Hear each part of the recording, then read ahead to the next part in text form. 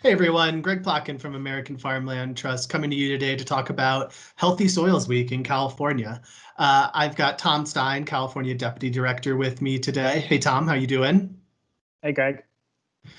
So talk to me a little bit about why are healthy soils so important to California? It's obviously an important ag state.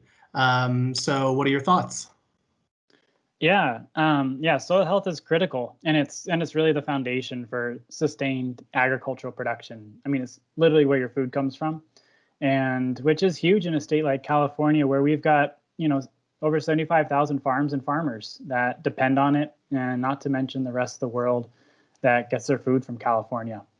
And we need soil to continue to function, as a living ecosystem that's teeming with organisms that supports plant growth, cycles nutrients, retains water. And at a time right now, that's really important. Climate change is threatening future farm viability.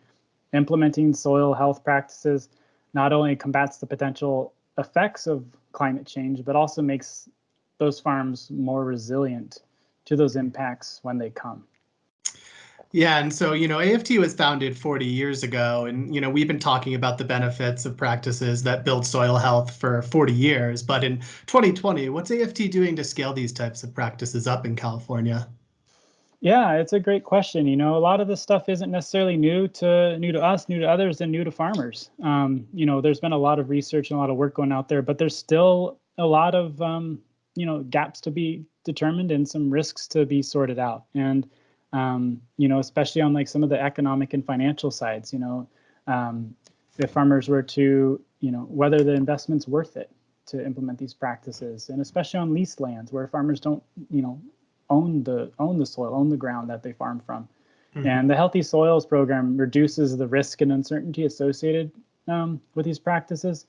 And AFT, we work with farmers and researchers to also help ground truth some of these practices and help better understand what the impacts are through some of our case studies, through some of our trainings and on-farm demonstrations.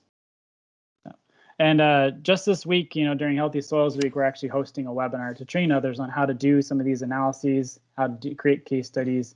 And we also recently developed a toolkit that helps, that's available online to support this analysis.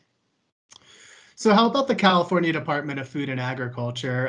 They're the ones that are kind of helping celebrate Healthy Soil Week this week. Is there anything going on kind of at the state level there that people should be aware of? Yeah, it's really important. Since the Healthy Soils program started 3 years ago, it's provided more than $42 million across over 600 projects on farms and ranches and 70 different demonstration sites. And this farmer demand across the program has increased sixfold in that short time. And really to meet the demand for this and to scale up this type of program, it's estimated that we need $50 million at an annual funding level, and that includes all the demonstrations, the research, incentive payments, and technical support that's needed on the ground. And unfortunately, regrettably, this program was zeroed out during the last budget cycle. So we're supporting consistent funding for that moving forward.